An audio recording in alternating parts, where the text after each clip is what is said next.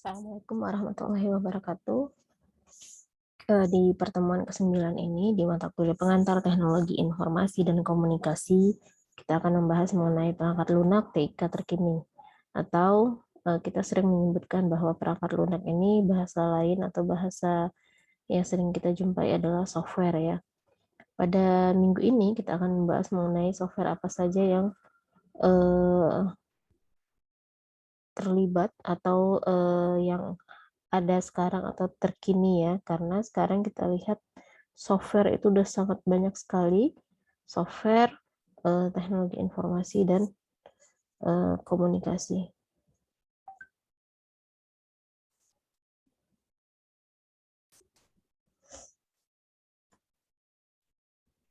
Nah, sekarang kita lihat coba sejarah perangkat lunak atau sejarah dari sebuah software. Kalau kita lihat, setiap komputer pasti memiliki yang namanya perangkat lunak atau software ya. Nah, perangkat lunak ini atau software ini harus dibutuhkan pada sebuah komputer dengan tujuan sebagai sebuah instruksi untuk melakukan sebuah proses pengolahan data. Perangkat lunak merupakan program yang berisi instruksi atau perintah yang dimengerti oleh komputer untuk melakukan kegiatan seperti menghitung, menggambar, menghasilkan suara, sehingga ada komunikasi antara komputer dengan pemakai. Dan biasanya sering kita katakan bahwa software itu atau perangkat lunak itu merupakan penghubung atau media komunikasi antara kita sebagai user dengan hardware atau perangkat kerasnya. Jadi tanpa adanya software, kita tidak bisa berinteraksi dengan perangkat hardware tersebut, atau misalnya kita tidak bisa berinteraksi dengan sebuah laptop yang ada di hadapan kita tanpa adanya sebuah perangkat lunak ataupun sebuah software. Mau secanggih apapun hardware yang kamu punya, prosesornya mau yang paling bagus, apabila tidak ada softwarenya atau perangkat lunaknya, maka tidak akan bisa berkomunikasi dengan komputer atau laptop tersebut ya. Jadi software ini bisa dikatakan sebagai penghubung atau bisa dikatakan sebagai media penghubung antara kita sebagai user atau pemakai dengan hardware, yaitu perangkat kerasnya. Bentuk sederhana dari perangkat lunak yaitu menggunakan aljabar boolean yang dipresentasikan sebagai binary digit atau bit ya. Biasanya yang namanya aljabar boolean ini adalah pilihannya hanya dua. Apakah angka 1 yang berarti benar ataukah angka 0 yang berarti salah. Jadi aljabar boolean ini adalah true or false gitu ya. 1 atau 0. True sama dengan 1, 0 sama dengan false ya, atau salah.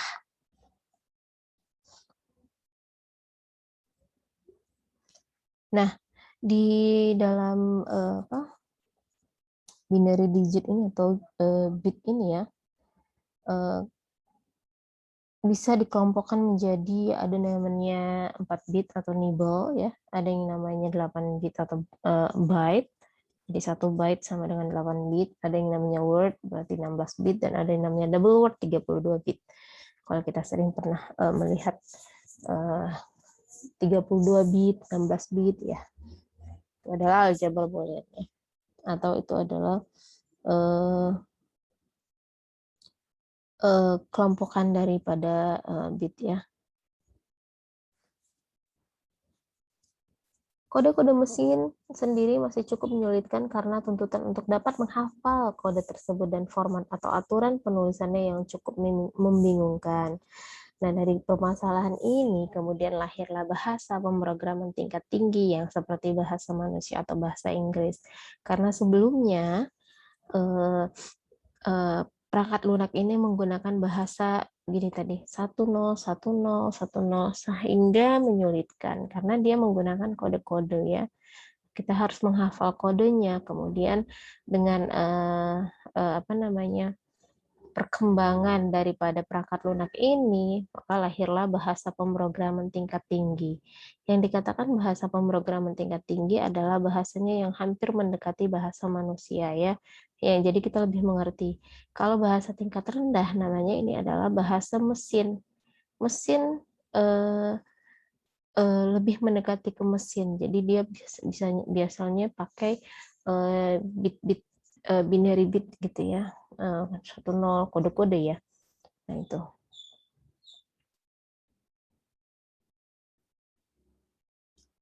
Pembuatan perangkat lunak ini adalah sudah menjadi suatu proses produksi yang sangat kompleks ya biasanya ya, dan menggunakan proses atau urutan yang panjang dan melibatkan orang-orang dalam proses pembuatannya. Jadi semakin artinya perkembangan perangkat lunak ini semakin terus ditingkatkan. Ada dua jenis perangkat lunak. Yang pertama adalah perangkat lunak sistem atau yang dikatakan sebagai sistem software, dan ada yang namanya perangkat lunak aplikasi atau application software. Yang dikatakan sistem software ini merupakan pengontrol dan mengatur perangkat keras atau hardware pada lapisan pertama, di mana perangkat lunak atau software akan membantu untuk manajemen, memproses, dan mengelola perangkat keras agar berjalan secara optimal. Nah, sistem software ini dikatakan dia yang mengurusin atau yang mengontrol masalah hardware ya. Biasanya contoh-contoh daripada perangkat lunak sistem ini atau sistem software ini adalah sistem operasi gitu ya, yang antivirus yang berhubungan dengan sistem hardware tersebut.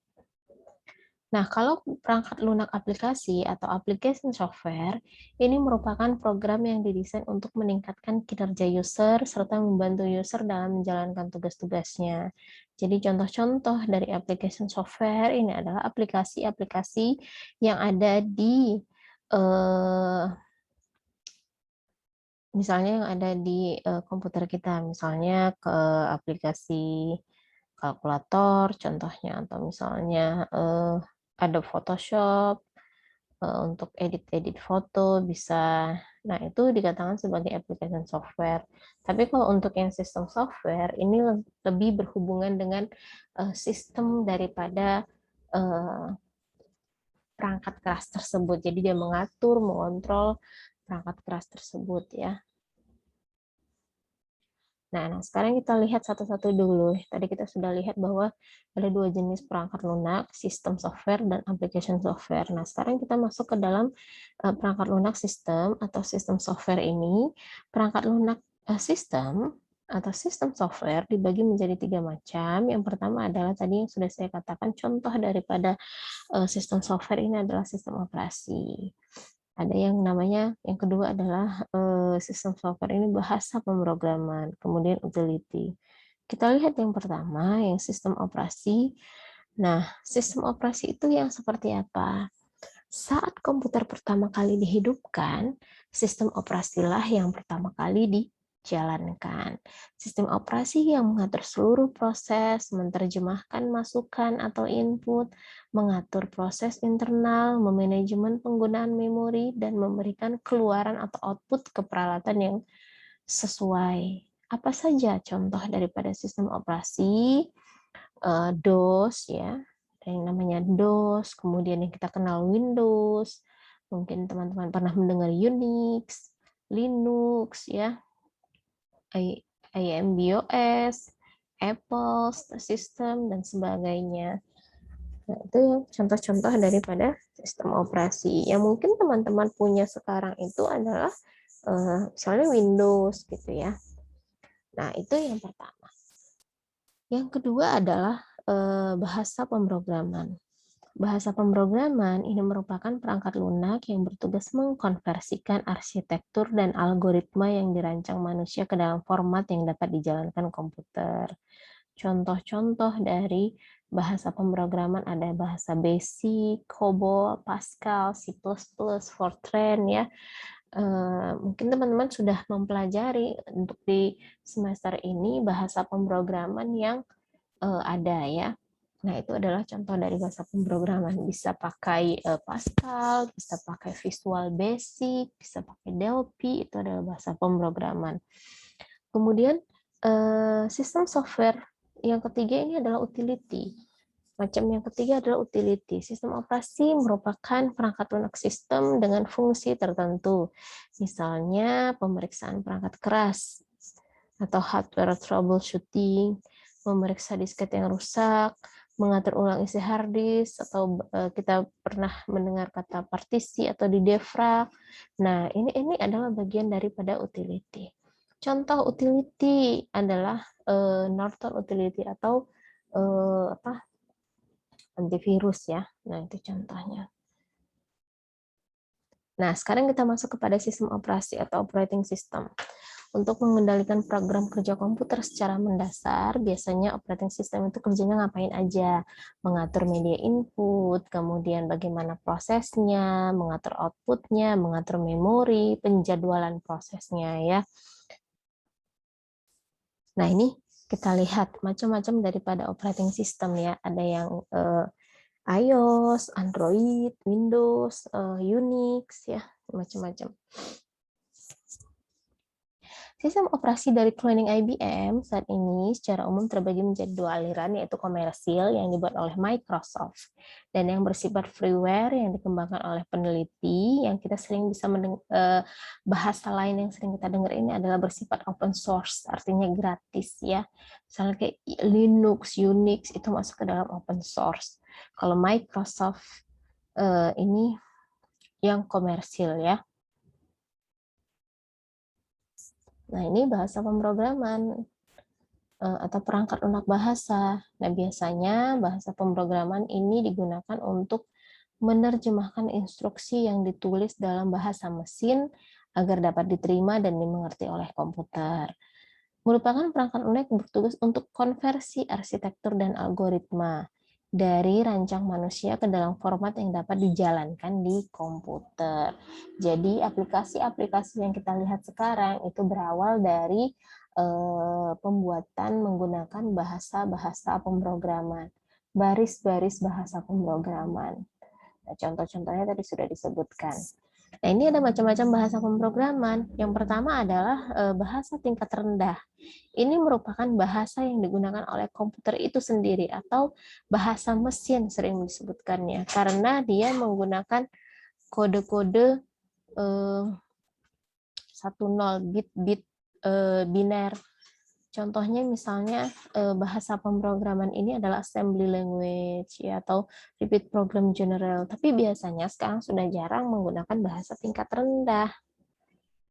Kita sudah menggunakan bahasa tingkat tinggi ya. Nah, bagaimana kalau jenis bahasa pemrograman yang kedua? Ini adalah bahasa tingkat menengah. Ini adalah bahasa dalam komputer yang menggunakan singkatan dan sudah mendekati bahasa sehari-hari, misalnya Fortran.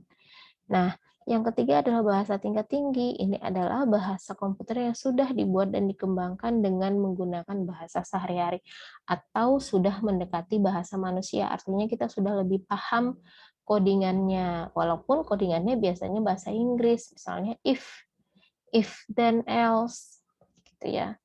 If ini maka apa, else selain itu apa gitu. Nah, dia sudah mendekati bahasa sehari-hari dari manusia. Contohnya bahasanya adalah Basic, Pascal, C++, Visual Basic, Delphi, dan lain sebagainya. Itu adalah masuk ke dalam bahasa pemrograman tingkat tinggi. Nah, ini adalah bahasa pemrograman. Selanjutnya kita coba masuk ke dalam perangkat lunak aplikasi. Tadi di awal disebutkan bahwa dua jenis perangkat lunak atau software itu adalah sistem software dan application software. Nah, yang application software ini, merupakan suatu program paket yang telah dirancang dan dibuat khusus untuk kebutuhan tertentu. Misalnya kita mau mengolah data bisa pakai word processing, mau berurusan dengan database, bisa kita pakai software pengolah database, spreadsheet, misalnya pakai Excel. Kemudian kita mau membuat sebuah desain, pakai CAD Computer Aided Design, atau misalnya kita mau pakai layout artikel, atau juga kita menggunakan aplikasi-aplikasi multimedia, misalnya pengen nonton, misalnya dengarkan musik. Nah, ini adalah aplikasi-aplikasi yang masuk ke dalam bagian dari aplikasi perangkat lunak. Dibuat, dirancang khusus untuk kebutuhan-kebutuhan tertentu, atau sering disebut application software. Nah, ini contoh-contoh perangkat lunak dari perangkat lunak aplikasi atau apa namanya, application software ya. Ada yang namanya word processing atau mengolah data di sini. Ini adalah aplikasi di mana dalam pengoperasiannya menggunakan teks. Bisa misalnya pakai Microsoft Word. Nah, kalau sekarang pakai Microsoft Word, ada juga pakai Word WordStar misalnya ya. Kemudian ini spreadsheet ya. Salah program yang berfungsi untuk membuat laporan, keuangan, pembukuan. Nah, di sini ya, perhitungan secara otomatis. Contohnya adalah kita seringnya menggunakan Excel. Kalau dulu sebelum-sebelumnya ada yang namanya Lotus. Nah, ini biasanya digunakan untuk membuat sebuah laporan keuangan, misalnya membuat pembukuan. Nah, di sini. Nah, kemudian ini ada MySQL. Ini adalah aplikasi database, merupakan program aplikasi yang berfungsi untuk merancang atau membuat atau serta mengelola database ya. Contohnya misalnya pakai MySQL boleh, pakai Microsoft Access bisa, pakai SQL Server bisa, pakai Oracle. Nah, itu juga masuk ke dalam bagian aplikasi software program database. Kemudian ada yang namanya tadi computer aided design. Contohnya yang mana? Contohnya adalah yang ini, Corel Draw. Ini adalah salah satu aplikasi yang berfungsi untuk melukis ya, atau membuat desain ya. Bisa pakai Corel Draw, bisa pakai Adobe Photoshop, bisa pakai AutoCAD, ProDesign. Nah, contohnya misalnya pakai Corel Draw. Kemudian ada aplikasi yang namanya program layout artikel. Ini adalah program aplikasi yang berfungsi untuk mengatur tata letak objek yang digunakan pada cover suatu media cetak atau elektronik. Nah, misalnya mau bikin majalah, bisa nih. Contohnya misalnya kita pakai Adobe PageMaker, pakai Newmaster, ya. Nah, ini adalah contoh-contoh aplikasi software atau application software, ya. Nah, ini yang terakhir kita akan bahas mengenai aplikasi multimedia. Nah, aplikasi multimedia ini sangat banyak dan beragam. Dikatakan multimedia kenapa? Karena selain penggunaan media teks, dia juga aplikasi ini dapat memproses atau menampilkan dalam bentuk lain atau dalam bentuk gambar, suara, dan film. Nah, aplikasi multimedia ini sangat berkaitan dengan yang namanya format data. Jadi kalau misalnya di multimedia, kita mau memutar film, baik film, video gitu ya, ada yang namanya format datanya mau apa, macam-macam. Ada yang namanya MIDI, musical instrument digital interface ya. Ada yang namanya MP3, format datanya. MPEG, AVI, QuickTime, macam-macam ya. Jadi kalau misalnya MIDI ini adalah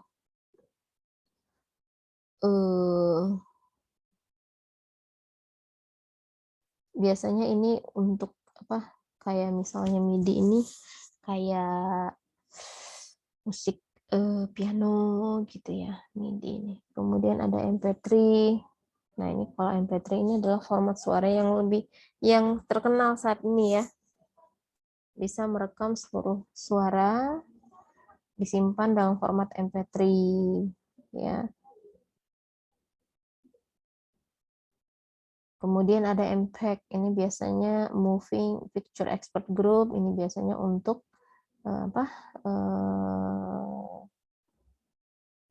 video ya, video bisa. Kemudian ada AVI, AVI ini adalah audio video interleave. Ini dibuat oleh Microsoft.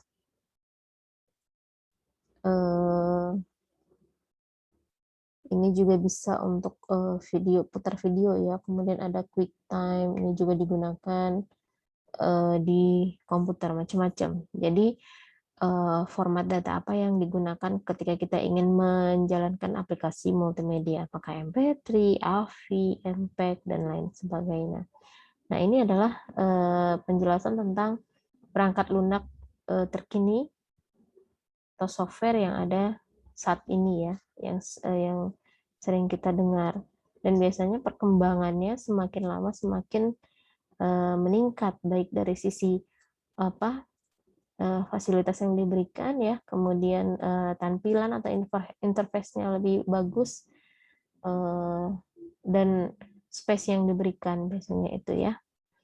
Nah, untuk hari ini materinya seperti ini. Terima kasih, mudah-mudahan bermanfaat.